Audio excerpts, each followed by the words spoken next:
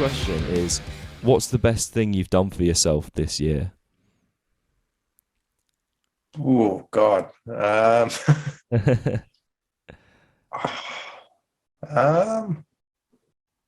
I don't actually know. I think maybe I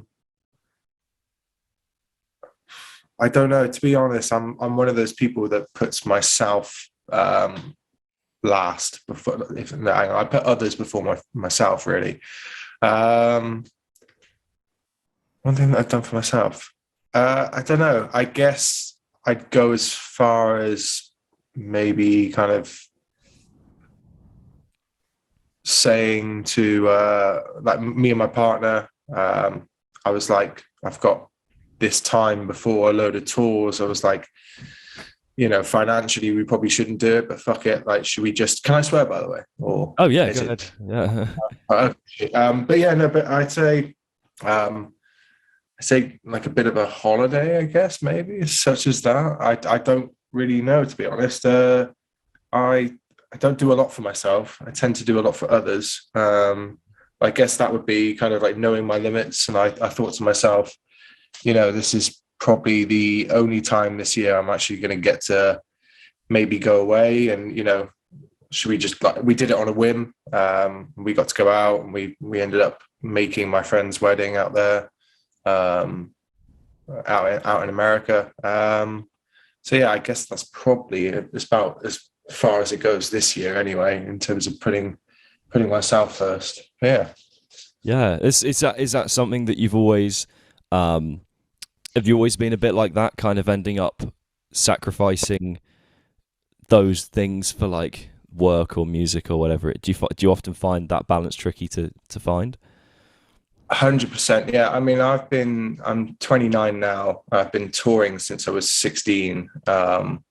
And jobs and relationships and, social life and friends have always kind of had to go on the back burner as such. But I think as I've gotten older, and especially over the pandemic, I've definitely kind of said to myself, there are priorities.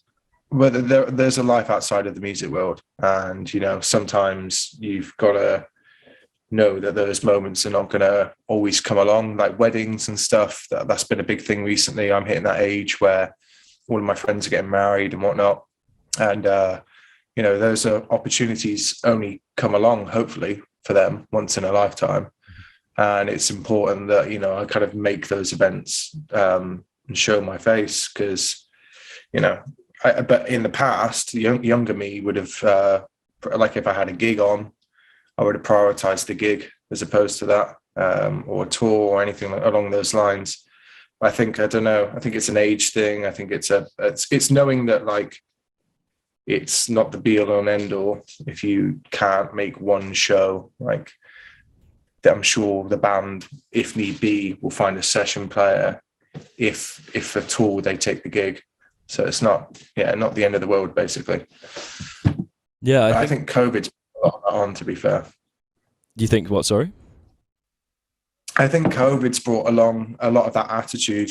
I was listening to a podcast with Craig Reynolds and Brendan from Counterparts, and they were basically saying, like, these days, like, they're not going to put themselves out anymore to tour, to miss out on a normal life as such.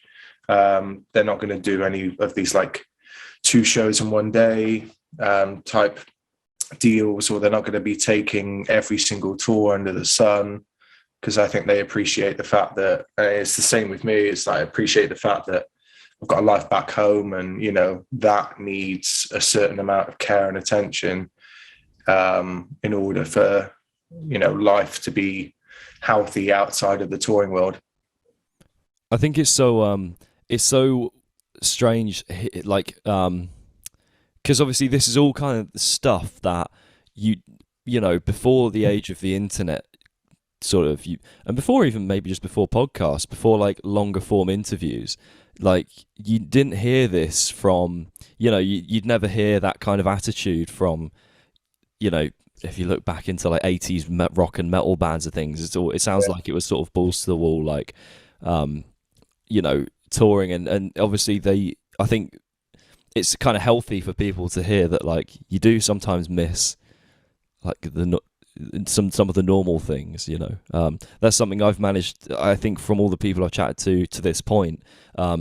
It's crazy how normal everyone is, in terms of, like, they all kind of want the same sort of things in their own way. I was chatting to the guy who asked your question. I don't know if you know Cole Rolland. He's a YouTuber, guitarist. He does a lot of covers and stuff. But either way, he's amassed quite a following on YouTube. And he was just talking about how, like, he enjoys just spending time with friends, and it's easy to kind of miss out on that. Are there any times that you look back on and think, like, I kind of wish I'd not done that gig, or I'd not done this, that, or the other, for 100%. Yeah, there's definitely been tours and one-off shows, and there's been, even down to, like, taking on session work and doing, function gigs, wedding gigs, anything kind of musical. And I'm sat there on, like, a Saturday night in some rainy old place in God knows where, and all my friends are, they've gone to a barbecue back home, and there's been multiple occasions like that where I've had FOMO. Like, I've got, like, a group chat on WhatsApp, and everyone's talking about, like, kind of how good of a night they're having, or, like, the following morning, everyone's talking about it, and I'm sat there going, great, I've missed out on yet another social gathering. But I think, thankfully, I've got a good unit of friends around me, and I don't think they've always understood the touring thing, but I think more so as time's gone on, and because they all used to be in bands as well growing up. It's school bands, touring bands, like, and obviously adult life's gotten in the way, and I think it's maybe one or two of us now that actually kind of still do this. But I think it's recently, kind of since joining Creeper, I'd say, that I think everyone's kind of, like, realized that this is kind of what Jake's going to be doing now for the long haul. So they kind of, they're really supportive. They're understanding of it. Like, I'm still determined to make weddings and stuff, and important occasions in their life. But there's been so many occasions where I've missed out on stuff, important stuff as well. Yeah, it's a weird one, because I think there's the balancing of the whole, they always refer to, like, the grind, like, when everyone's out partying, practicing or whatever, or playing shows or whatever. Do you think you've found that balance yet, or do you still feel like is that kind of an ongoing? Because I think it's so difficult to, I don't know how. I'm trying almost not to judge myself too much, but I never know, like, because you can't measure it. But when I look back in 10 years or something, will I feel like I balanced a healthy life with working hard enough? Because obviously all those things are great in the moment, seeing your friends and that, but you do want to build a career, and you want to build longevity in the industry and stuff. So I don't know, I'm almost just sharing my dismay of, like, no. I don't know how to find that balance, because I want to enjoy things in the moment. I don't see the point personally in, working, and then it's like, I'll enjoy life when I'm 40. It's like, well, I'll miss the youngest years of my life if I do that, I don't know. I think it's difficult. I think there's an insane amount of work. So some people get off, and they get lucky early on, and there's a huge element of luck, I think, in all of this. And that's one thing I've kind of learned throughout the years, is that it doesn't matter how good of a musician you are. A lot of it, annoyingly, is right place, right time. Because I've known some people who, maybe aren't as talented as some other person, and they've managed to land a really good gig, and that's kind of them set up for the foreseeable future. But I think, I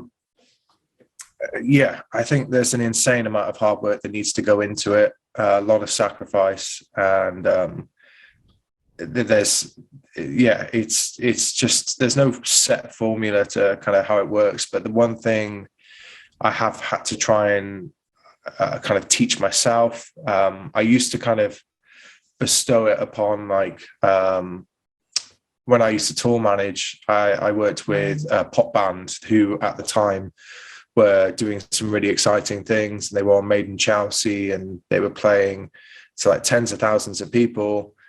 And I had to keep telling them, I was like, guys, you just need to take a step back and enjoy this for what it is when it's coming about, because, you know, this might not be forever.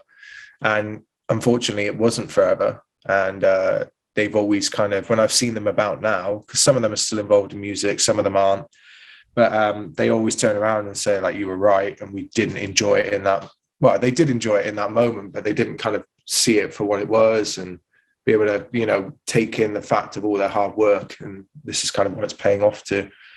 But I don't know,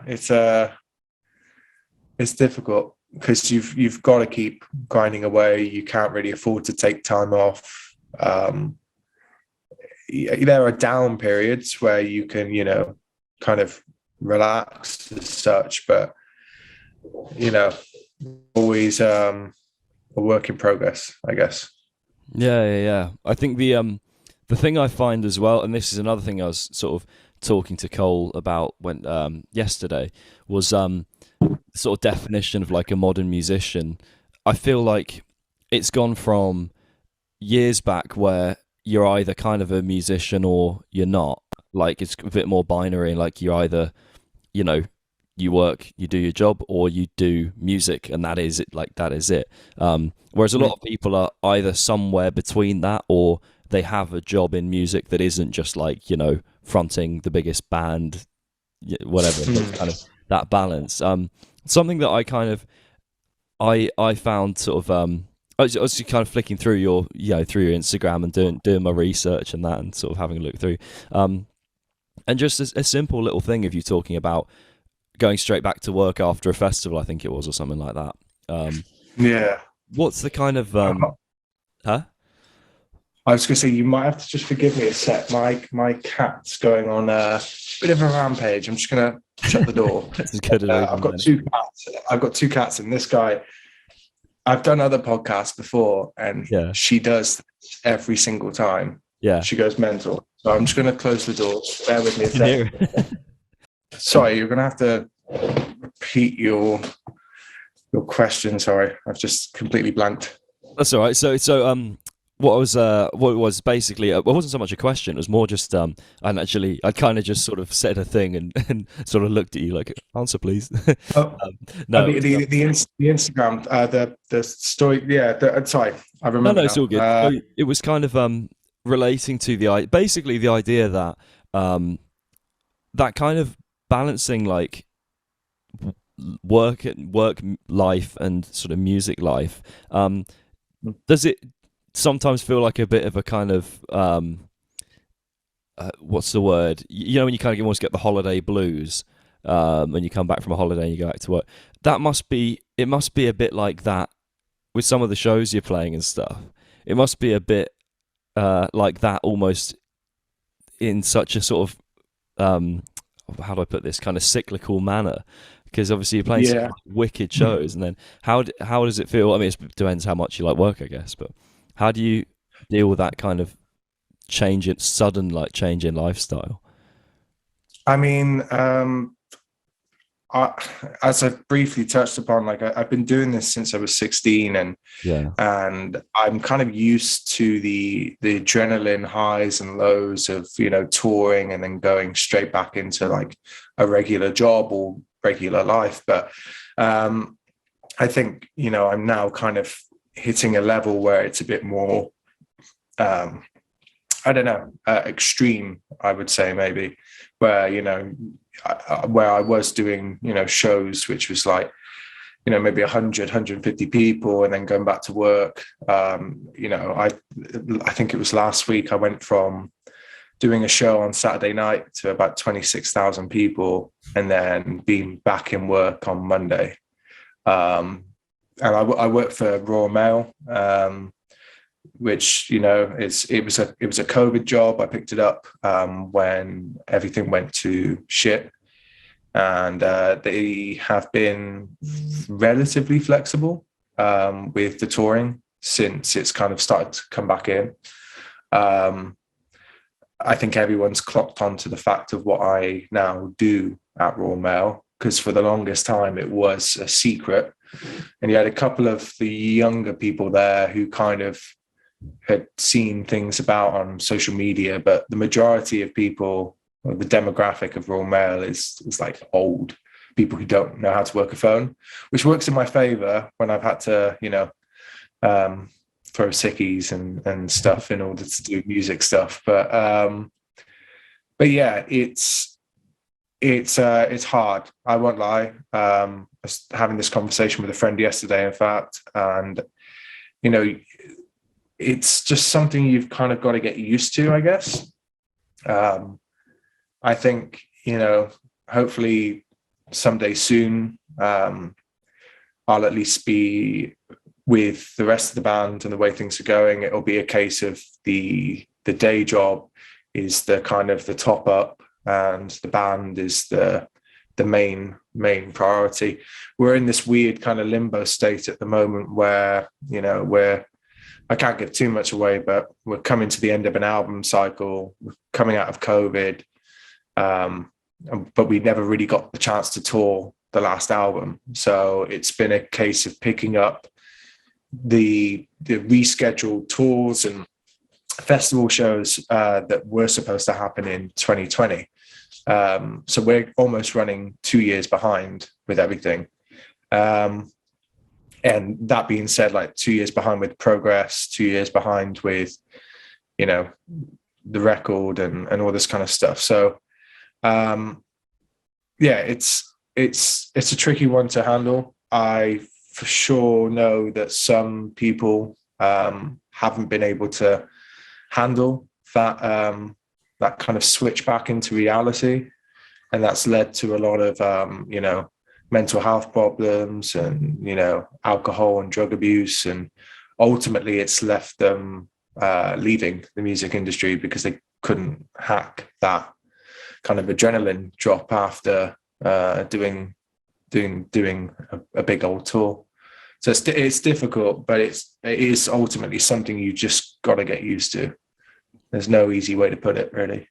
Yeah, it's I think it's kind of it's a weird one where trying to, because these obviously, I don't know how much these were issues for people back in the day, you know, sort of, again, pre-internet, if you like. I don't know how much these kind of were issues for people, but it seems like a more prevalent thing where there's a more, like, the definition of a successful musician is a bit more like, there's a bit of a broader spectrum of how you can define that kind of success. But sometimes it means, obviously, hopefully, like you said, in future, if you can have that setup where, so like, for example, I teach guitar, so that's hopefully, for me, it feels a little closer. It almost feels so close, but yet so far, you know. Yeah, because like I've definitely done the teaching thing as well. I mean, yeah, there's been times where I've done teaching, full-time job, function work, and the touring, and somehow happen to live and have a relatively stable life. But I think that's the thing as well, to touch upon, is like you've got to have, if you want to do just music as a career, I think you've got to have you can't have all your eggs in one basket. You've got to be able to, you know, I think teaching is a fantastic thing. I think that's a really good way to almost give back in a way. You know, sessioning, function work is another thing to kind of keep the top up. I think ultimately, if you, this day and age, if you want to go into music and have it just be your main income, your main focus and everything, you've got to be smart about it. You've got to have something different to give, but something that is relatable and something that people, you know, are familiar with, but something that is different. It's again, it's one of those things where there's not a set formula of it, and trends tend to dictate what's popular and what's not. But I think, yeah, a lot of people on the internet do try and kind of give off this image that is what they do, and that's all that they do. But you will often find that it's not quite everything that they say it is. Yeah. So yeah, I think and that's the one thing I kind of pride myself on. Like, I'm not afraid to say to people that, you know, I am doing music full time, but I'm also working a full-time job, and I'm also doing other things. Like, it's not as easy as they kind of try and portray it in you know, films and in the past as well. The industry's changed massively since, you know, it changes massively every year, but especially in comparison to like 10, 20 years ago, it's a completely different ball game. So yeah, it's tricky. Let's put it that way. Yeah. To sum up, it's tricky. You're not wrong. So when you came to like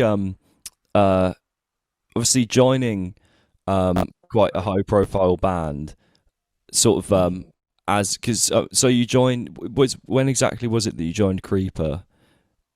It was about, I think I got announced in June of 2021, so just over a year ago. But I knew I had the job for a couple of months beforehand. Yeah. And I auditioned in February. It was a really long-winded process, which I don't think they intended for it to take as long as it did. But yeah, it's about just over a year, I think. Yeah, because the question I had was kind of not so much on a band level or like on a music level, but more on a personal level. Is there a sense of pressure joining not just like a successful collective, but like fundamentally a group of human beings that, you know, obviously are very tight knit as a unit? How do you kind of deal with that? I'm saying this as if I'm assuming there is, but how do you deal with hopping into something like that and making, sort of balancing having your input and having your like way of working, but also meeting sort of expectations and just ultimately being their friends? How do you kind of balance all of that? I think I don't know. I think it stems from your personality traits. I think I'm quite an easygoing guy. I'm quite a good listener, but when I need to be involved, I know when I need to be involved and contribute to that.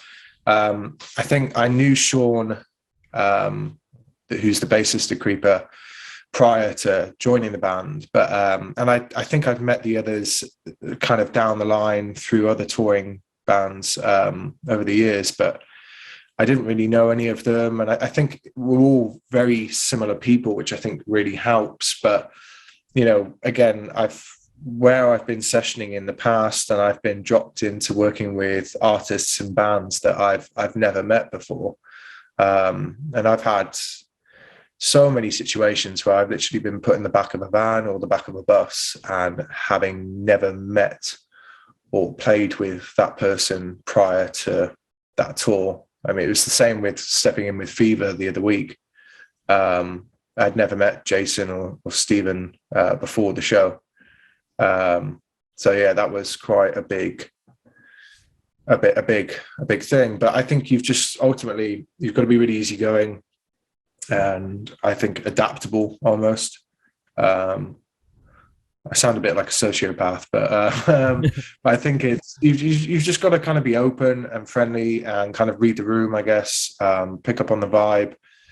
I always remember saying to Creeper before meeting them, I always kind of assumed they'd be really serious and like really like not funny and kind of like very stern and straight. And the second I stepped into that room with them, it was the polar opposite. They're a bunch of lunatics, but we, because of that, I think that's kind of why we get on so well together. But from a creative standpoint, I think, I know my role within Creeper. I think that's a really important thing to do, but I've also kind of been drafted into contributing in certain ways, mainly when it comes to like the live stuff, almost taking like an MD's approach to it and being able to contribute in that way. But that's just stuff that you kind of almost kind of gets, I say, given to you. It kind of you kind of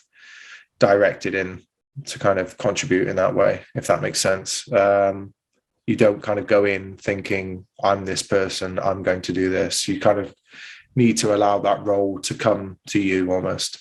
And, even if it's a case of having to ask what they need from me, because I think everybody in the band plays a certain role, whether it be Sean, who does a lot of the TMing, or Ian and Will, who do the writing, or Hannah, who does a lot of the booking of things and communication. Everyone role to play in order to make it kind of work at the end of the day. Yeah. And is there a nice feeling of kind of, because it sounds like from what you've said, you've jumped around from a lot of different gigs here or there, or when you're saying about like functions or tour managing, all these different roles.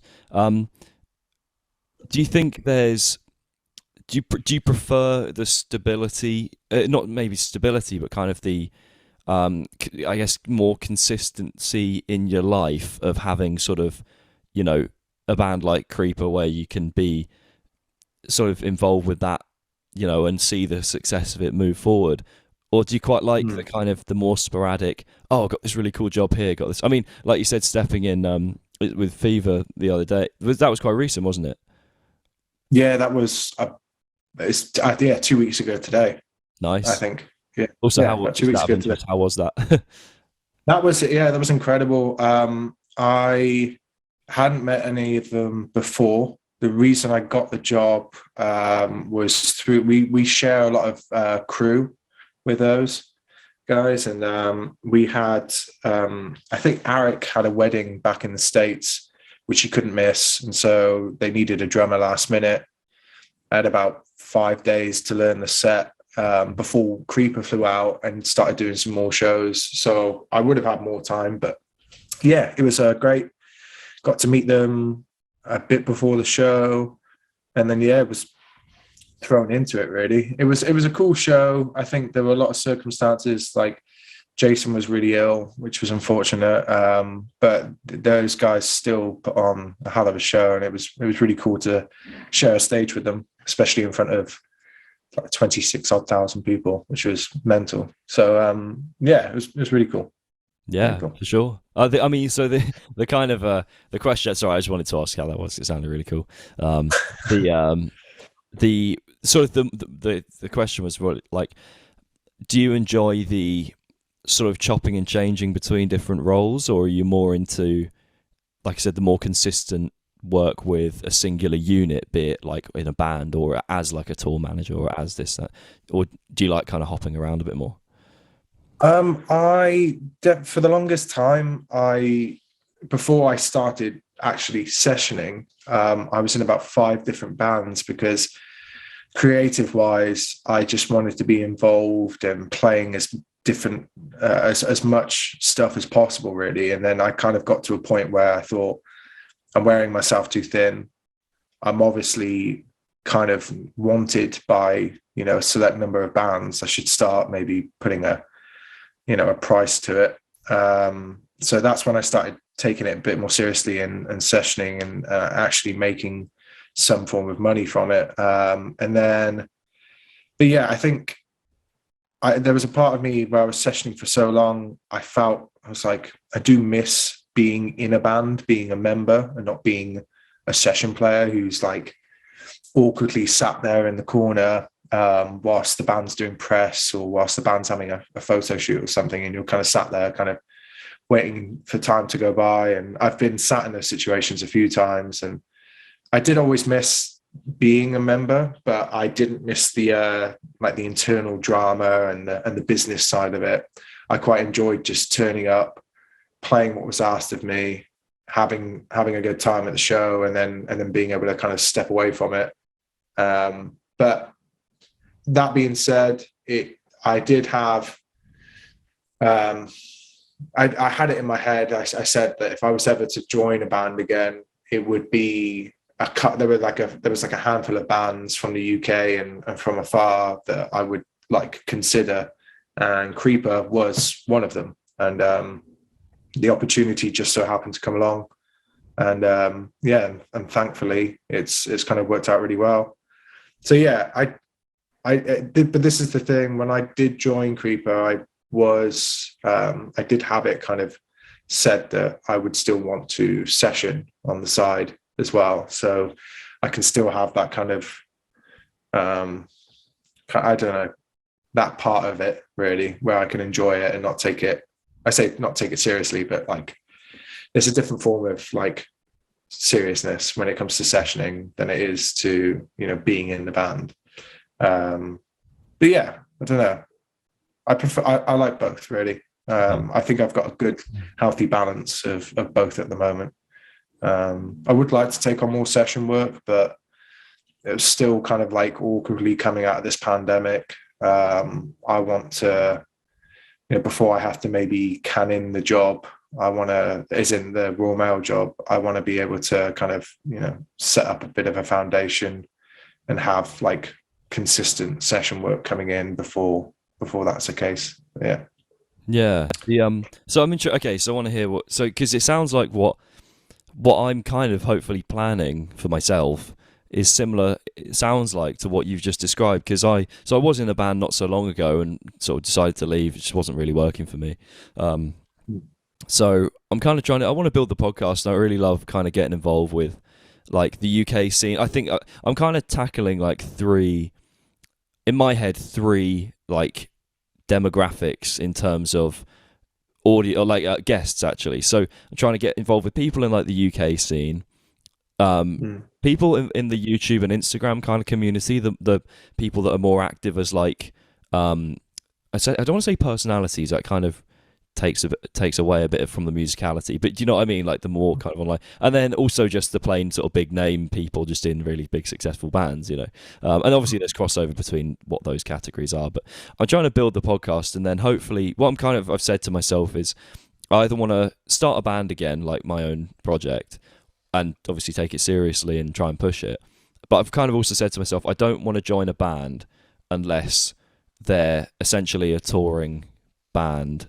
Do you think that's a smart idea, or do you think or should I open myself to more opportunities, do you think?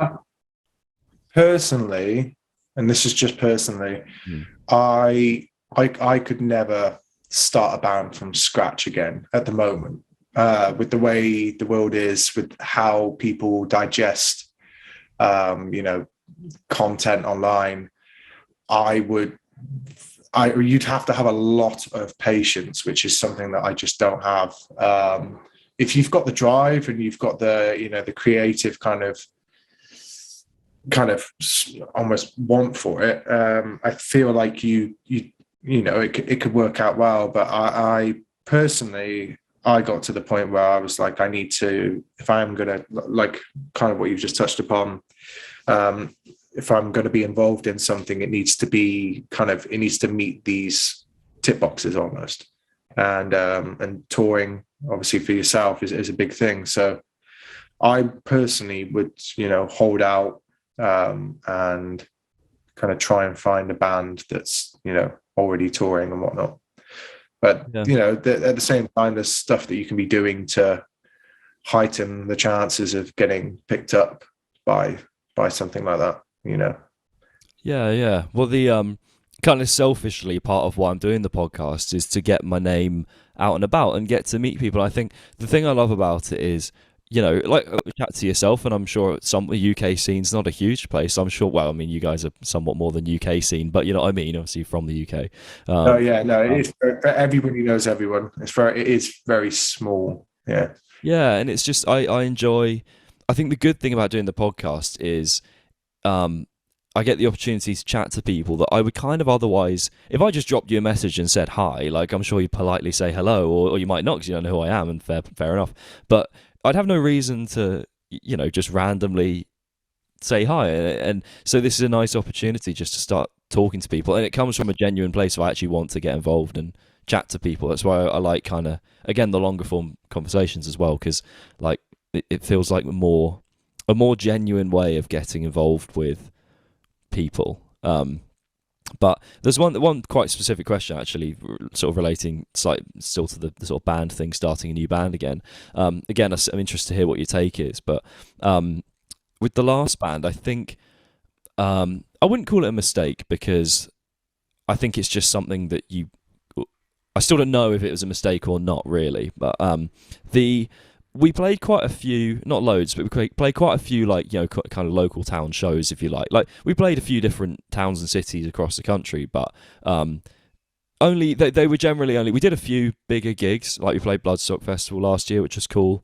But we mainly were doing we were trying to just build our name as a band, basically. But I think what was difficult was when you go on those kind of quote-unquote sort of local band bills where there's no particular big name, if you like, it's just kind of a collection of bands who have fans in the area. I felt like a mistake, not maybe a mistake we made, but a problem with that was we ended up, I think you end up immediately being branded as like a local band when you get put on those. And that's why I think in future, if I do launch a band again, I'd want to do it with an audience that I've already built, maybe from the podcast or just being online or whatever, so that hopefully when I can launch it, I can say, other than maybe headliners, I can say to a booking agent, I want to get involved with some bigger gigs. Because I think it used to be perhaps the case that you just take whatever gig you can get because you need to get in front of people. But I think with the way the internet is nowadays, if you appear on some of these local band names, I've heard some terrible band names. I'm not going to out them, but some band names, and you end up on a poster with them, and you're like, this is not doing us any favors for like reputation. As much as I hate to talk about like reputation as a thing, but what's your take on like doing these local shows? Do they matter as much as they used to, or? I think if you're just starting out and you're kind of looking to kind of find your feet and kind of own your craft, I think any show is important, whether it's, a local show or it's a support show for, a touring band that's coming through town. But I think there definitely is like a fine line of knowing once you've found that kind of sound and performance that you kind of start to shop it elsewhere.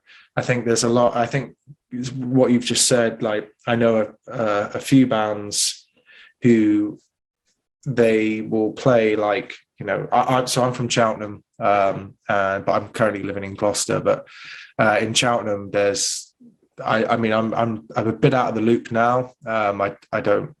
I'll put my hand up. I haven't been to a local show in maybe about a year or two. But there's a set number of like band names or that I see constantly on lineups and promoters in Cheltenham posting. And it's like, it's great that you're playing these shows, but like when you are playing the same venue, 5 times in 3 months, it's just you're not going to benefit from that other than getting practice in.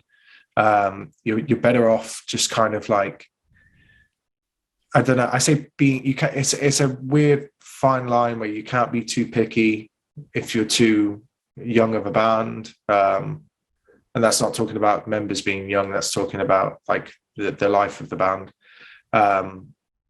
But then taking too many of the same show is not going to benefit you. And if anything, eventually that will just burn you out and make you not want to do it. So I think, I don't know, being those local shows are important in the beginning, but I wouldn't do them all the time, basically. Do it enough to basically build up a name locally, build up good names with promoters, so that when big touring bands come through, you're being considered to be the support for that touring band. But aside from that, I wouldn't keep doing the all dayers and the the lineups where it's just local bands, because there's just no benefit to that. Yeah, it's frustrating because we would have conversations as a band, and like a couple of us were like, no, we just want to play cause we've done some of these kind of local shows, if you like, where you just kind of want to line up with your mates, and it's like, it's cool and they can be really good fun. But like I said, I think subconsciously, if people see you on those shows, it's like the way someone would look at Creeper versus my old band. Even just by looking, I know it sounds so small, but just looking at the quality of one poster versus another. We've all seen some like local promoter posters, and they're not always the most sort of professional looking things. And I think subconsciously, audiences just look at that and kind of go like, they don't take it as seriously. So when they see you, they don't get that. They always talk about sort of, as a musician, taking an audience somewhere else that isn't real life. You want that experience when you listen to music, when you see a show, of escapism and being taken away from it. And I think you lose that when you're on these kind of bills sometimes. And that's not to devalue it. Like you said, there's loads of benefits to playing these kind of shows at a certain point. But I almost feel like I sound a little bit lazy and a bit up myself, as if like, what have I done to deserve not playing these shows? But that's not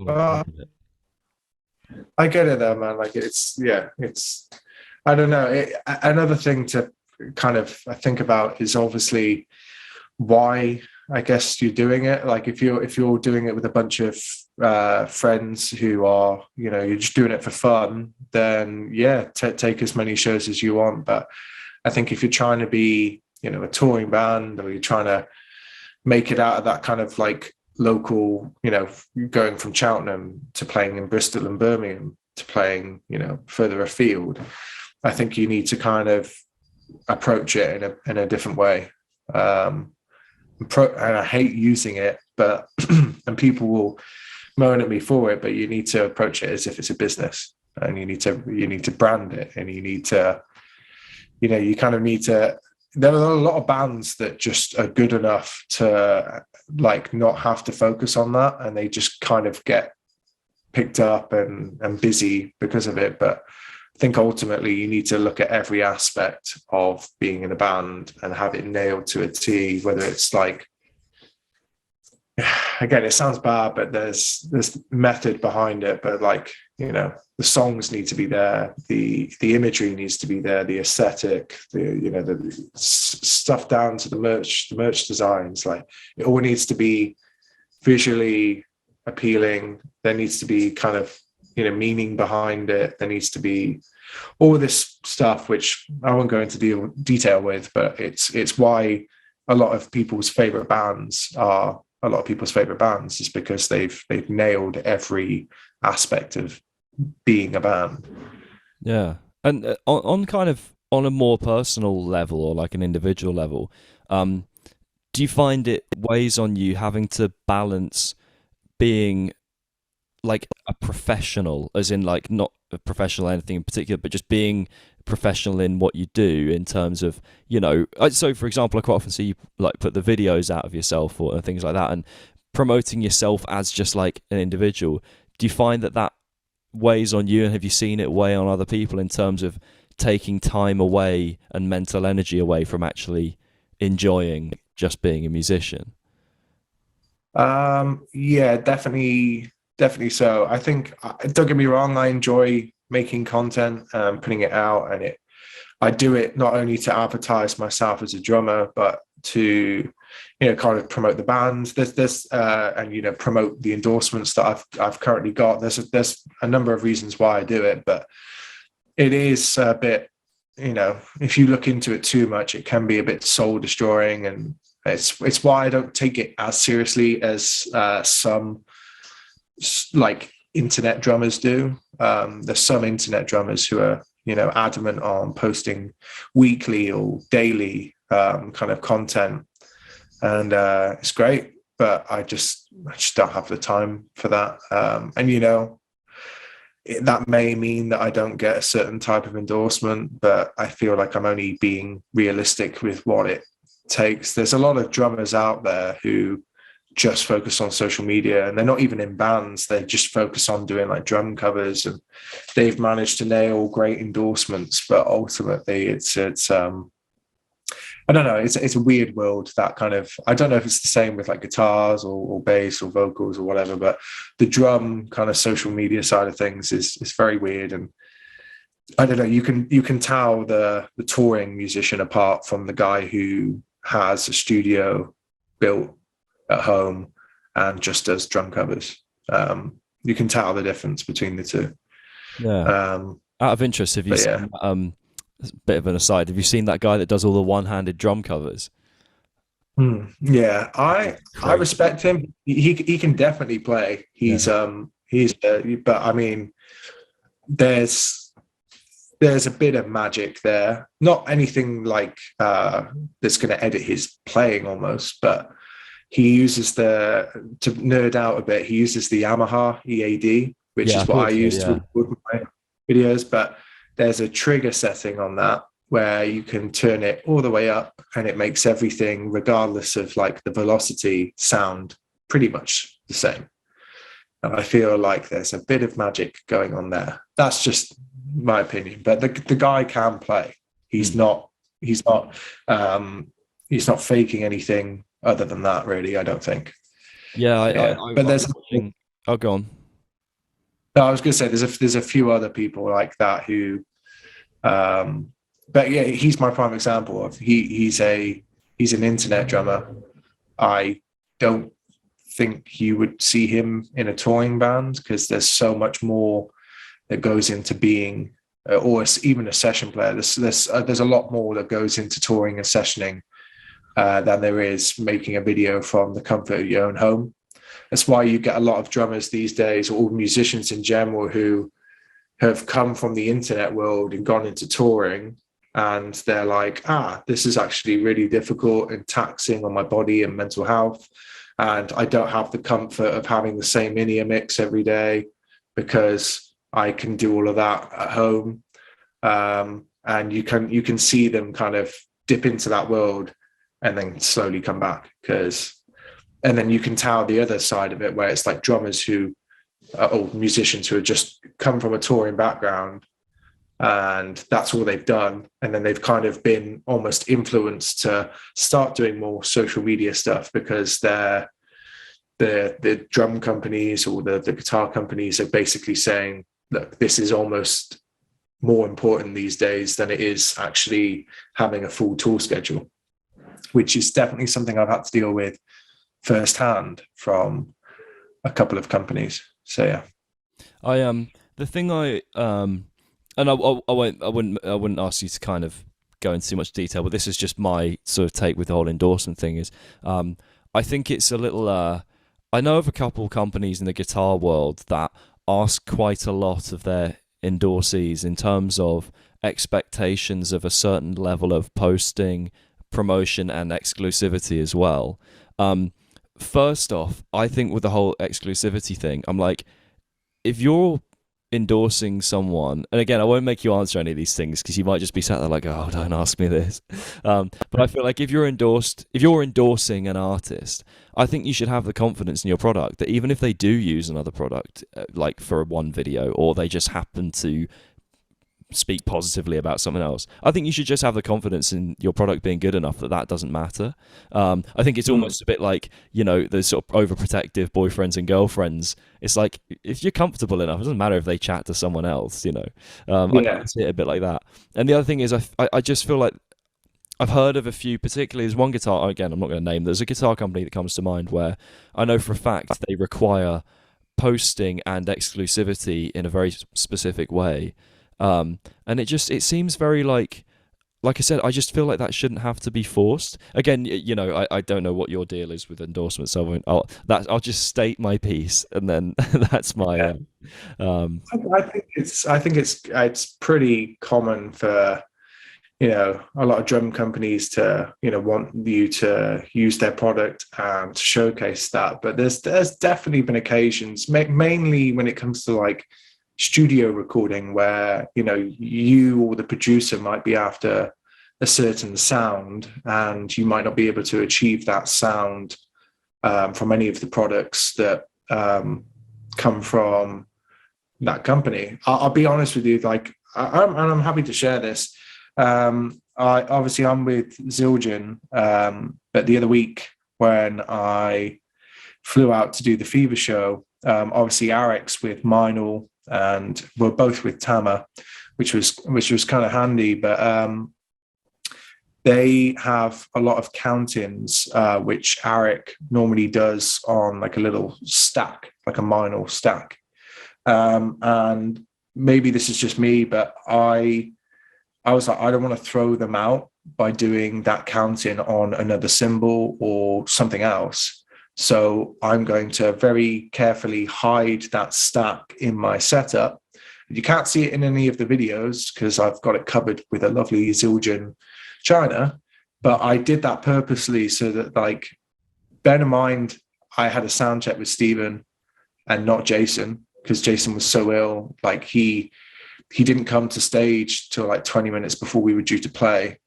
So we hadn't been on stage together playing at all. The first time we ever played together was in front of that crowd. Crazy. So I was like, I don't want to do anything that's going to put them off. So I was like, they're used to having this stack sound as their count-in, so I'm just going to use that sound and use that stack. And, you know, I wouldn't expect Zildjian to message me being like, we heard your video and, you know, that's not one of ours. Like, I'm pretty sure they're quite relaxed with it. There's a lot of drummers that I've seen who have had to turn up to shows before and use backline that they don't have. Like, I've just flown in for a few festivals where I've had to use a kit that wasn't Tama, and it was kind of understandable. But I guess that shows the maturity of the company, almost, as you've put it. It's like the whole like girlfriend boyfriend thing. Like, you know, if you've got enough confidence in your product, you shouldn't need to worry about someone else using it or something else. So there's kind of a couple. There's one more kind of serious question and one more just kind of like, I'm just interested to hear what you have to say. In terms of the sessioning and the more kind of putting yourself out there as a musician, how do you deal with kind of rejection and that feeling? You know, if a band essentially says, we've got someone else, or you know, because I think that for me, it's because music is such a personal thing to a lot of the people that do it. It can really hurt when you're rejected, even if it's just in a YouTube comment form, or if you're literally turned down and they favoured someone else. Obviously, that can, because music's so tied to your ego for a lot of people, that can be quite hurtful. Have you found that something that's difficult to deal with, or are you quite good at just ploughing on? I think not get rejected. No, I've definitely been rejected before. I've been for like auditions for bands that, like, I got set up with an audition from my old drum teacher at BIM, who's a guy called Jason Bolt. Yeah, I went to BIM in Bristol. But yeah, I got taught by Mark Whitlam, James Hester, and Jason Bold. And Jason now plays in Bullet for My Valentine. But at the time, he was sessioning for them, and he set me up with a audition for, I don't know if you'll remember them. It was a band called Rise to Remain. They were like, it was Bruce Dickinson from Iron Maiden. It was his son's band. So it was, they were really cool. They had a really good album. But yeah, I went and auditioned for them, and they were all really happy. And I had Jason telling me like a couple of days after, like, I've spoken to their manager, you've got this. Weeks went by. They had a tour coming up, and I was like, if I'm going to get this, they need to tell me soon. Never got it. Never even got callback. As in, like, I never even got told I didn't get it. I just didn't get a reply. So I've been used to that kind of rejection. I've been used to, I've had people email me or like after like an application. Like the other week, I got put forward to play for some pop artist who was, I think, opening up on a Little Mix tour or something like that.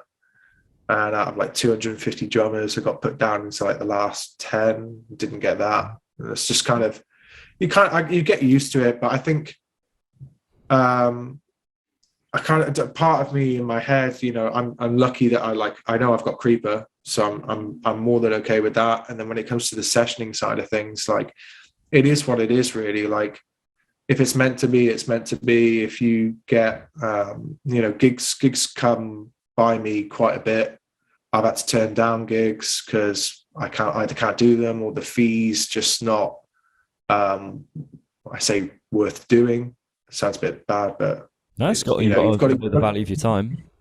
Yeah, you've got to know your worth, I think, ultimately. I think that comes with age and experience of doing this for however many years that, you know, I have been doing it. But I like, the other week I got asked if I could do a gig, and it was like a headline set of like 15 songs, and for some like festival, and I like talked about the fee, and the fee, like, I basically was like, I kind of know the band, so I put over my fee. They kind of counteracted it. I said, okay, well, let's try and meet somewhere in the middle. Then didn't get a reply, and then I got a message through being like, oh, we found someone else, don't worry.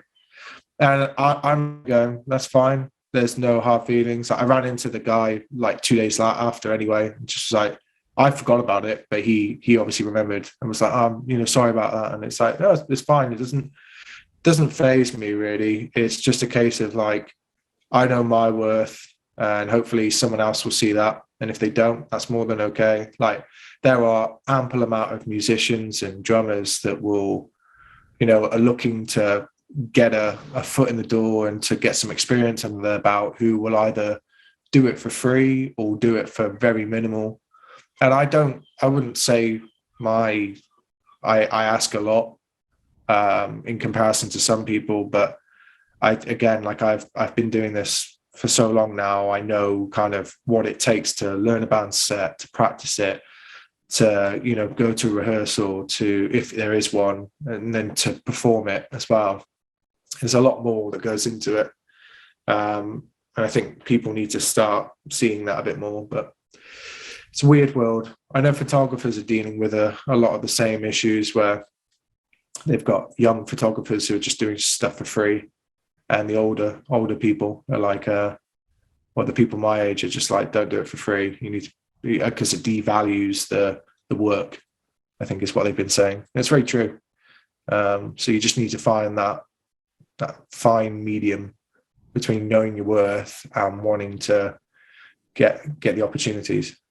It's a tricky one, yeah. I think especially as an artist, and not just an artist, but anyone in the industry, it's tricky to find that where you want to take those opportunities, but you don't want to take them for free, and also it immediately sets you at a sort of a power imbalance where you're just kind of offering just your own services for nothing, and I think it immediately puts them on a pedestal above you, which is obviously not something.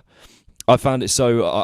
The thing I've had to try and do actually when I'm chatting to some people on podcasts is I've made the mistake for sure, at least 2 times I can think of, where I've chatted to someone in like quite a big band or like a band that I've listened to for a while, and I've made the mistake of like almost cutting the conversation short because I don't want to take too much of their time. And I think I've actually I don't think I've offended anyone, but I think I've actually, because I know I'm way smaller than they are, I think they've like, so like one, for example, I'd happily say, so I chatted to Adam from Lorna Shore, not long ago, guitarist from Lorna Shore.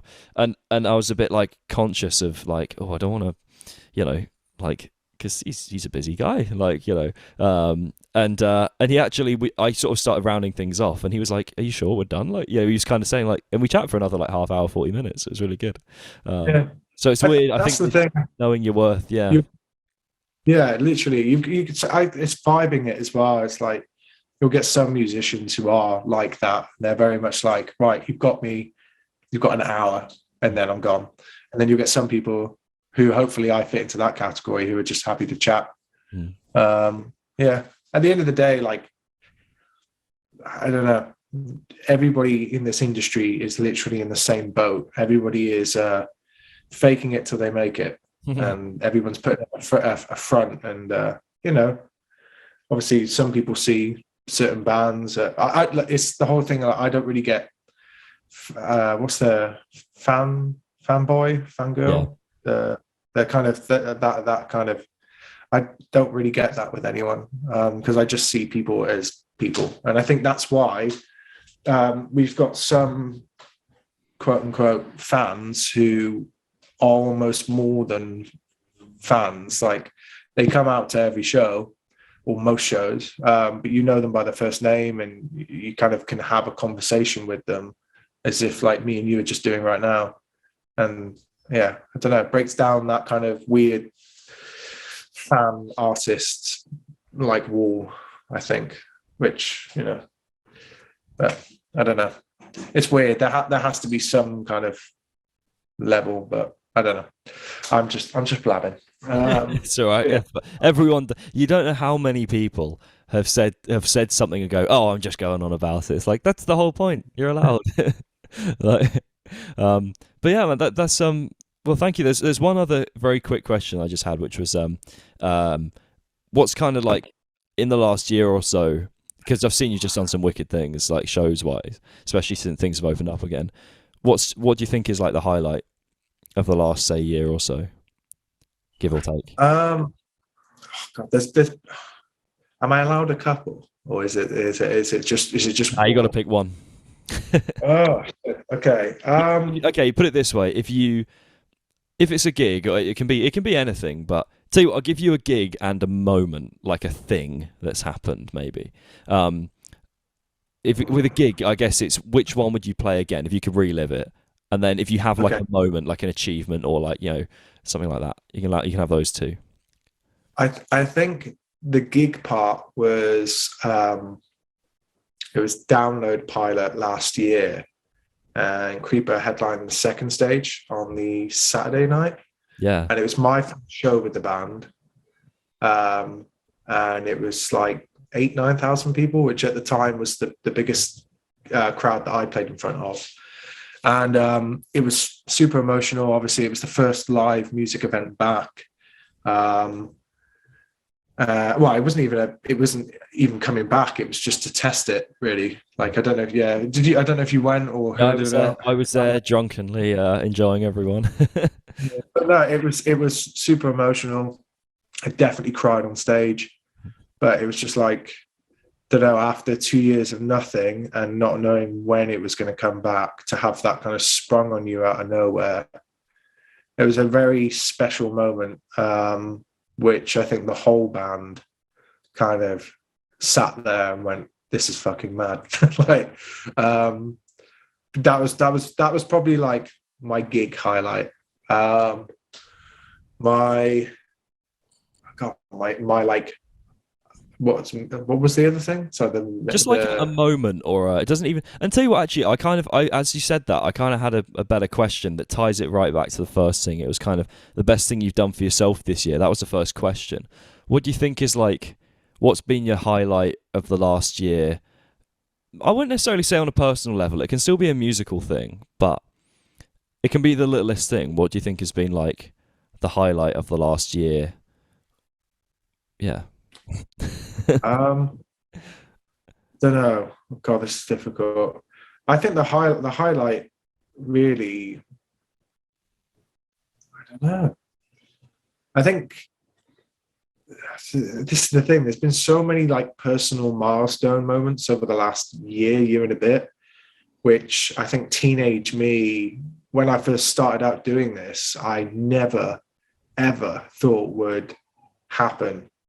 I say that though, there's part of me which was like, no, I'm going to make it happen. But realistically, as time went on, I was like, maybe I'll just be happy doing this. Maybe I'll just be happy doing that. But I'm glad the drive in me kind of led to things being the way they are. And I've still got a hell of a way to go. But like it's been a year where there's been lots of very weird moments. I think one of them was like when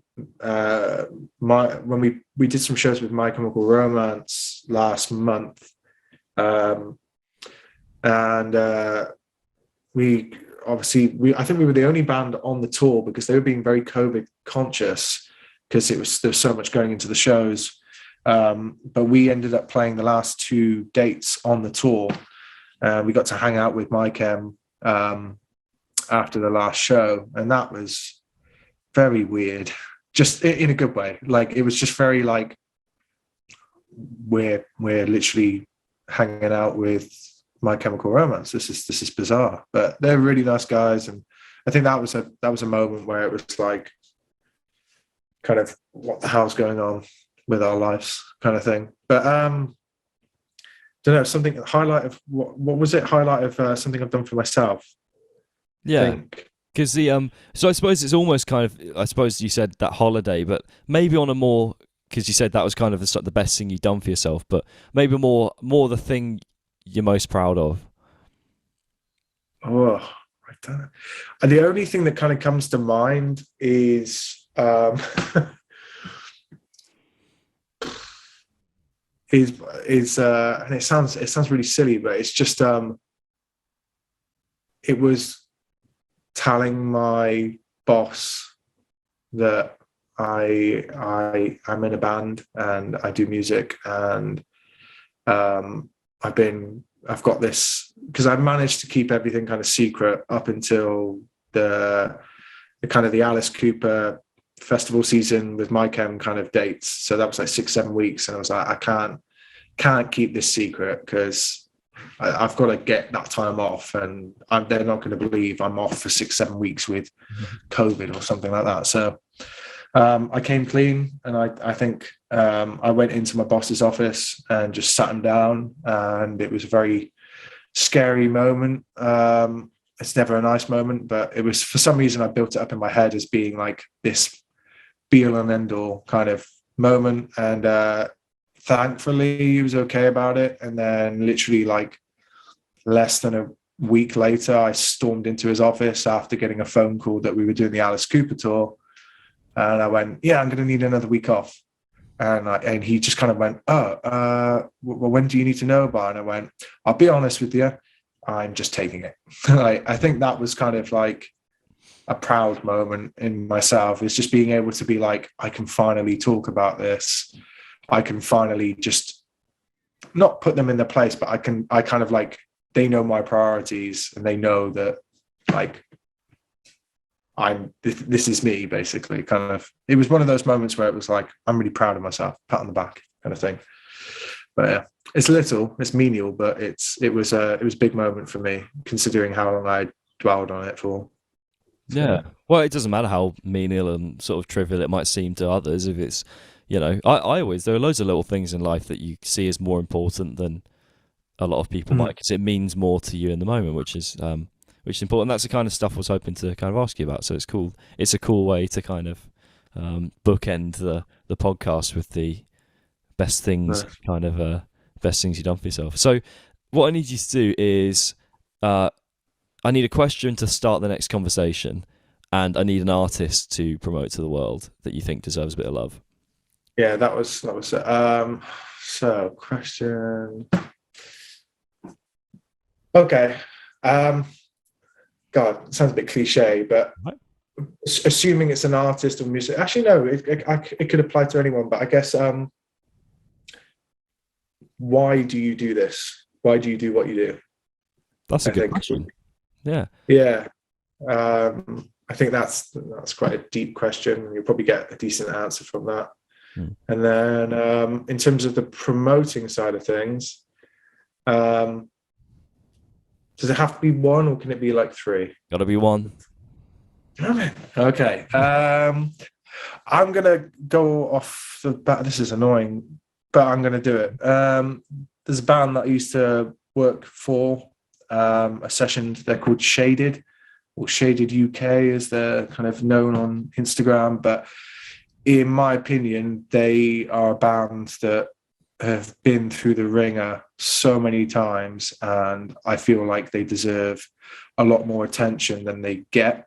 And that's not because I work with them, just as songwriters, as musicians, as people, as You know, that they're very determined. They do what they do, and they're not kind of adhering to trends. They're just focusing on what they do, doing it well, and yeah, I feel like they deserve the world. Like, and I feel like they're not getting given that because, well, I don't know why, but I feel like it's a thing of, they're definitely going to be one of those bands that grinds, and then in years to come, people are going to be like, they're now massive.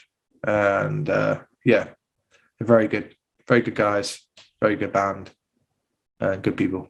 So yeah, Shaded UK. Awesome. And if you've got any last thing you want to plug to the world, be it a message or something about your band or whatever, then have at it. The usual social media stuff. Just at my name, Jake Fogarty. I think from a band perspective, I don't know when this will go out. I don't know if it'll be sold out at that point, but it's probably in about 3 weeks to a month, something like that. Okay, so I mean, there might be a chance there's some tickets left, but Creeper are playing at the Camden Roundhouse on November 4th. The last ticket update I had, it went on sale last week, and it's 90% sold, 95% sold. That's going to be sold out by the time this goes out. I feel like it might be, but if not, and there's a chance that there's some tickets, you're not going to want to miss that show. It's the biggest headliner Creeper's ever done, and we've got a lot planned for it. And yeah, I think if you're a Creeper fan, or you're a fan of performance and good live music, I feel like that's going to be something you definitely want to try and attend. So yeah. Awesome. Cool. Well, thank you. No worries, man. It's been a pleasure. Thank you for having me.